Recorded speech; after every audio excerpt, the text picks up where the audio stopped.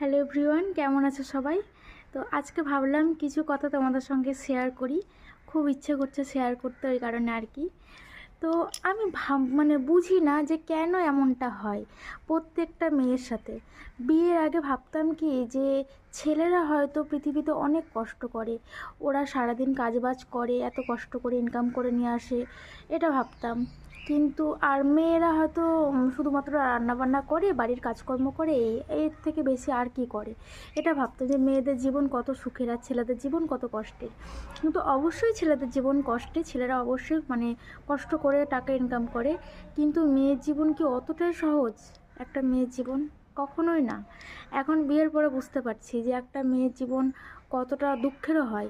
হুম একটা মেয়ে বিয়ের আগে তার বাবা বিয়ের আগে কত ভালোভাবে বড় হয়, যা ইচ্ছে তাই করে, কেউ বাধা দেওয়ার, কেউ কিছু বলার থাকে না।